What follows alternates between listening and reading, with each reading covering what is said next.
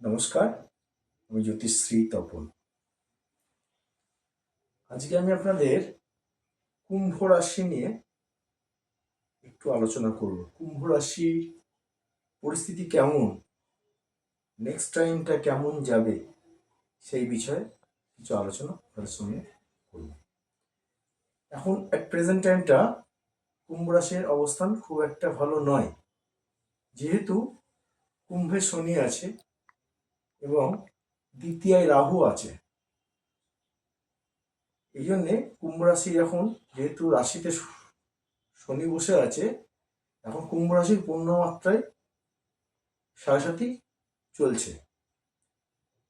এই শনি যখন আপনার কুম্ভ থেকে মীন রাশিতে প্রবেশ করবে 15 চৈত্র 29 মার্চ রাত্রি 9:44 শনিবার দিন পড়ছে, সেদিনকে যখন গমন করবে তারপর থেকে কুম্ভ রাশির কিছুটা টাইম ভালো আসতে চলেছে। কিছুটা, পুরোপুরি হলো কিছুটা টাইম ভালো আসবে। এখন যে বর্তমান সময়ে যে টাইমটা আছে সেটা খুবই খারাপ, এবং কুম্ভ রাশির জাতক জাতিকা যারা আছেন তারা তার পিতা মাতা যারা যদি বেঁচে থাকে তাদের সঙ্গে নিজের যেরকম বাচ্চাকে আদর যত্নে রাখেন সেরকম ভাবে তাদেরকে অবশ্যই আদর যত্নে রাখার চেষ্টা সবসময় করে যাবেন, এবং তাদের যে কোনো সমস্যা যদি তৈরি হয় সমস্যাটাকে সমাধান করার চেষ্টা অবশ্যই করবেন। এটা 1 নম্বর। দ্বিতীয় নম্বর হচ্ছে, এখন কোনো কিছুতে ইনভেস্টমেন্ট করবেন। যদি কোনো ব্যবসাদার হন, সেই ব্যবসাদাররা কোনো কিছু ইনভেস্টমেন্ট করবেন না ব্যবসার জন্য এখন বর্তমানে। এবং যদি চাকরিজীবী হন তারা কোনো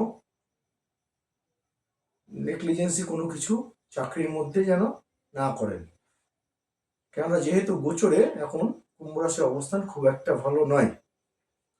সুতরাং যখন শনি কুম্ভ রাশি দ্বিতীয়ায় যাবে এবং রাশিতে কুম্ভ রাশিতে যখন রাহু সঞ্চারণ হবে এবং আপনার সিংহে কেতু সঞ্চারণ হবে, অর্থাৎ কুম্ভ রাশির সপ্তম হচ্ছে কেতু এবং রাশি হচ্ছে রাহু, যখন সঞ্চারণ হবে সেই টাইমটা কিছুটা কুম্ভ রাশির ক্ষেত্রে পরিবর্তন আসবে। এবং কুম্ভর এখন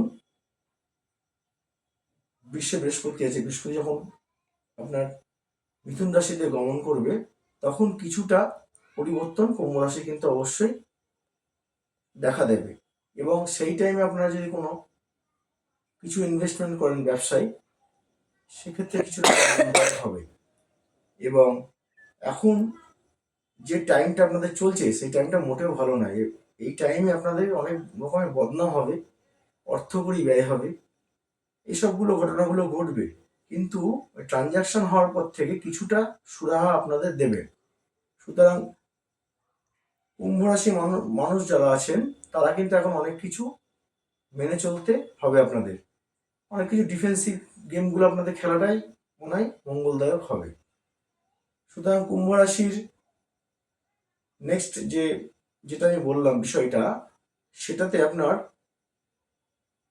যাওয়ার সময় বা শনি যখন সঞ্চালন হবে এবং রাহু যখন আপনার কুম্ভ রাশিতে হবে, কেতু ট্রানজাকশন হবে, এই সময় আপনারা খুব পরিমাণে মানে যে মানে মানে হিন্দু ধর্মের যারা লোক আছেন তারা দক্ষিণা কালী মায়ের পুজোটা শনিবার হোক মঙ্গলবার হোক দেবেন নিজের নামগোত্র দিয়ে, তাহলে আপনাদের পক্ষে মঙ্গলদায়ক হবে। যেহেতু শনির আরোগ্য দেবতা আছে দক্ষিণা কালী, শনি দক্ষিণা কালীকে নিত্য পুজো করে, সেহেতু দক্ষিণা কালী পুজো দিলে শনি কিন্তু সন্তুষ্ট হয়।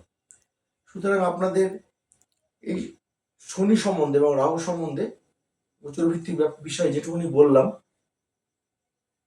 সংক্ষেপে যেটুকুনি বললাম, এটুকুনি আপনাদের জেনে রাখা দরকার। পরবর্তী দিনে কুম্ভ রাশির কি কি অবস্থান হতে চলেছে এটা আমি সামনের পর্বে আমি আপনাদের জানাবো। যদি ভিডিওটি আপনাদের ভালো লেগে থাকে তাহলে আপনারা আমাকে সাবস্ক্রাইব করবেন, লাইক শেয়ার কমেন্ট করবেন। যদি কমেন্ট বক্সে কিছু বলা থাকে কমেন্ট বক্সে বলবেন।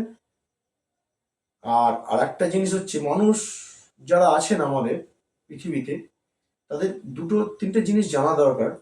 এক হচ্ছে, দিনের বেলা আপনারা কিন্তু ঘুমোবেন না। দিনের বেলায় ঘুমোনোটা কিন্তু আপনাদের পক্ষে মঙ্গলদায়ক নয়। দিনের বেলা ঘুমোলে কিন্তু কেতু বিরাজ করে। এবং যদি ঘরে, যে কোনো মানুষের বাড়িতে কোনো বন্ধ ঘড়ি বন্ধ হয়ে পড়ে আছে, সেই ঘড়িটাকে বাড়িতে রাখবেন না। এই ঘড়ি বন্ধ হয়ে পড়ে থাকলে মানুষের জীবনটাও কিন্তু ঘড়ির মতো বন্ধ হয়ে যায়। সুতরাং এই জিনিসগুলো আপনারা একটু মেনে চললে মনে হয় আপনাদের ভালোই হবে, আপনাদের পক্ষে মঙ্গলদায়ক হবে। সুতরাং আজকে আমি যেটুকুনি বলার আপনাদের বললাম। আগামী ভিডিওতে আমি আরো অন্যান্য অনেক কিছুই বলবো। আজকের মতো এই পর্যন্ত। নমস্কার।